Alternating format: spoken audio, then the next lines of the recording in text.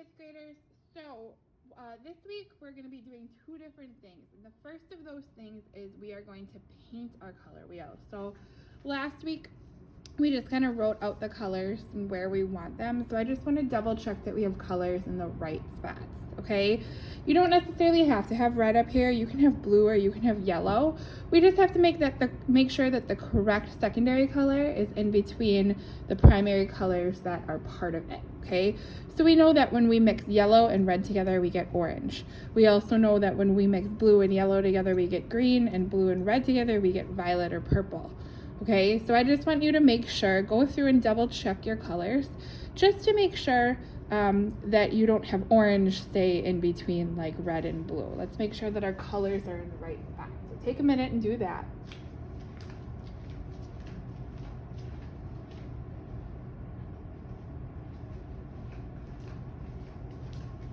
All right, so I'm going to just kind of get rid of these words. That was just for your benefit, so you could kind of see where stuff went. I'm erasing it, but I can still see it, so I know what colors go where. And hopefully by the time that we get done here, you guys are going to kind of just know what colors go where in the color wheel. Okay, we are going to paint our boxes using watercolors. So you have your little set of watercolors here, hopefully. Yours might look different than mine. You might have more colors, you might have less colors, they might be round or square or whatever. You might have spent a little bit more money on your watercolors, so your colors are gonna be extra bright, but any type of watercolor will work. We should have a couple of brushes here, some paper towels, and the water, okay? So I'm gonna start out with my red. I'm just gonna get my brush wet. And unlike our landscapes, we wanna do wet paint on dry paper. With our landscapes, we did wet paint on wet paper, so they spread out. Well, we kind of want to stay inside the lines this time, so I'm not going to get my paper wet first. Get a little bit more water on my paint. Notice how I'm not getting a ton of water on the paper or on the brush. I just dip it in, get more paint. I don't want standing water on top of my paper, especially since this is not watercolor paper. It's just regular paper, so it doesn't soak in as much. All right, instead of doing this side right away, I'm gonna move on to my next color. So hopefully you guys have your paints out and you can do this with me. You don't have to sit and watch the whole video and then do it. You kind of know what we're talking about here. As I do this, you can get out your paints, get set up. You can pause the video if you need to. Dry off my brush a bit. The longer that you stir your little pan of watercolor paint, the brighter the color will come, the more it'll be saturated.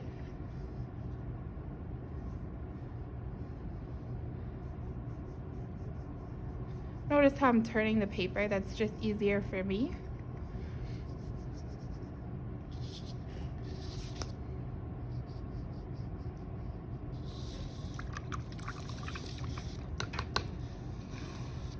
I'm gonna go with some green.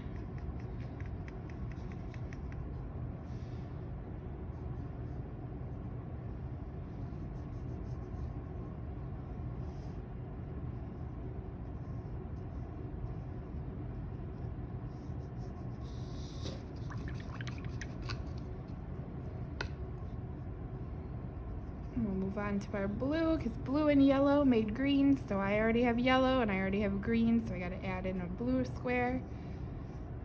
All right, so this one I added a little bit too much water. You can see that the paint is really pooling there. So to fix that, I'm gonna wash off my brush. I'm going to use my fingers to squeeze it out, and then I'm just gonna use the bristles as a sponge. And I'm gonna go over that area and pick up the excess paint.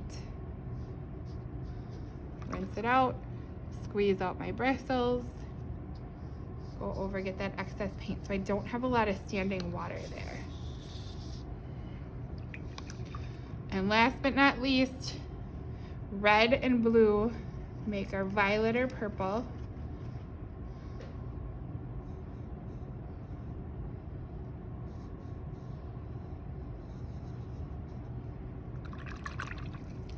Okay, so now we are gonna go back and we are gonna talk really briefly about tints and shades. So what we have here are colors. We have hues. Hues are the term that we use for colors that don't have any white or black added. So it's like not a pastel, and it's not a shade. I'm gonna just take a second and show you guys something really quick.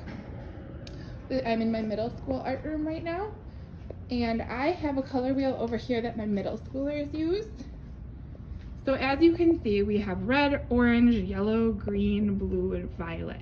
Okay, we have those colors that we are putting on our color wheel right now. We also have a whole bunch of colors in between. I can back up. You can see on the outside I have shades. So I took those hues and I added black to them, and those are the color plus black. So that's a shade. I want you to think about that. Like if you are in the shade, it's darker. So a shade is darker. Tints, if you look at that circle on the inside, tints are lighter. So in this case with these paints, these are colors with white added to them.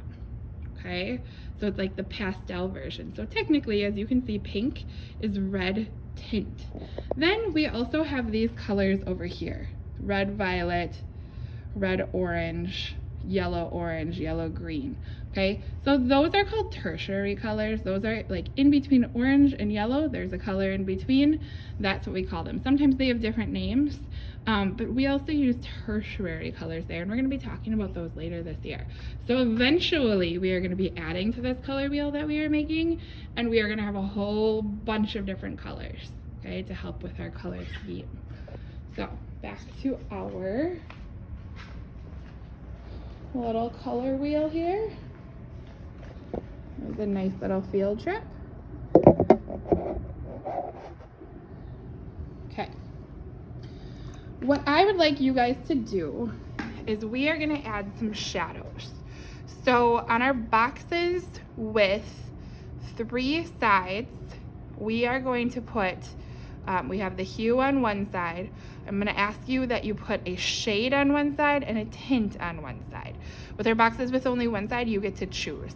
Now, we're going to pretend that our light is coming from here, okay?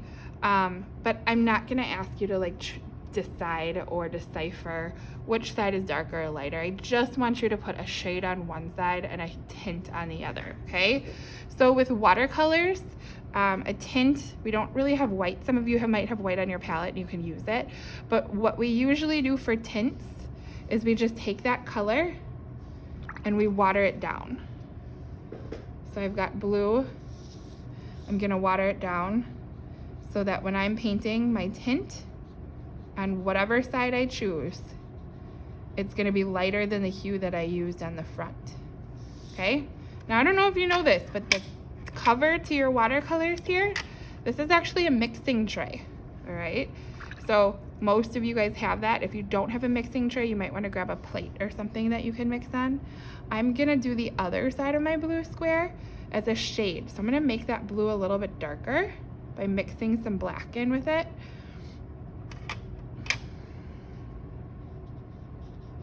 I think I'm gonna do a little bit more just to really make my point there.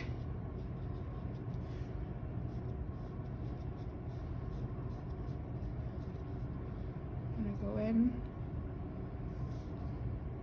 Did not do a very nice job of staying inside my line, so I'm just gonna even it out a little bit. Use my brush to get off that extra water. And there is my shade. So one side has a tint, one side has the hue, and then one side has the shade. I'm gonna do the same thing with purple.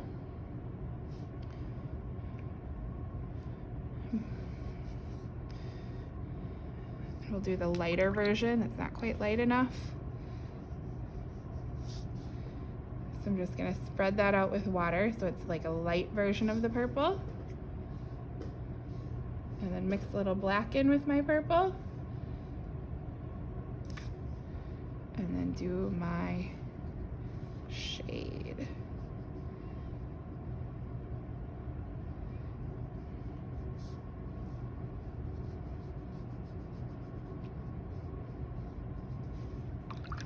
All right, we're coming to the red. Now the red only has the one side. So I get to choose, am I gonna do a tint or a shade? You can choose. I think I'm gonna make this one into a shade. Once we get into some of our other projects, we're gonna have to figure out like where your light source is, where the shadows are, but for this, I just want you to practice mixing those tints and shades. So I'm not gonna make you do all that other work. All right, orange. We'll add a little bit of it to that. I can do my shade, because I know red is part of orange. So that works for us. Get some orange out here.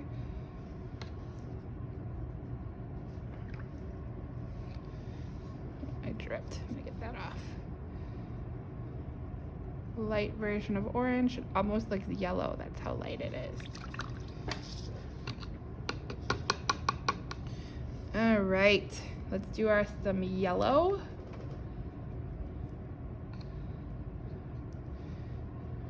So yellow, very light yellow. I'm gonna spread that out. Just using water to spread it out so it's a tint of yellow. And then we'll take our black, mix our black in with our yellow. So we have a shade. Oh, I need to add a little bit more yellow to that.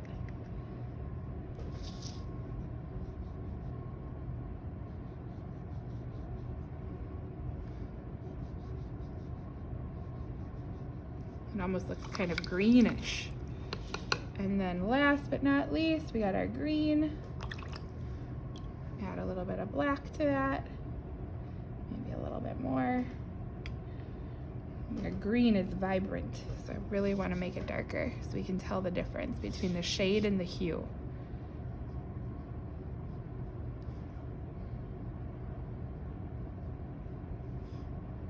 If you need to use a littler brush in these areas to get into some of those corners, that's a good idea. All right, there I have my color wheel. Now I'm gonna ask that you guys hang on to this because this is gonna be a tool that we use in a couple more projects. So right now, what we have are just the primary and then the secondary colors here, okay? But this gives us a lot of information. We know that if we, what colors we need to mix together to get our secondary colors. We also know what colors, the colors that are across from each other in the color wheel, those are called complementary colors. Those make each other stand out. So if I'm doing something where I want my yellows to really stand out, I might complement it with some purples. But I definitely don't ever want to mix these complementary colors because if I mix things that are across from each other in the color wheel, I end up getting a brown. Okay, it just gives us information about how to choose colors. When I'm all done, I can wash out my brushes. I can use a paper towel to clean out the tray that I used to mix. You can rinse it out under the sink if you need to too, very carefully.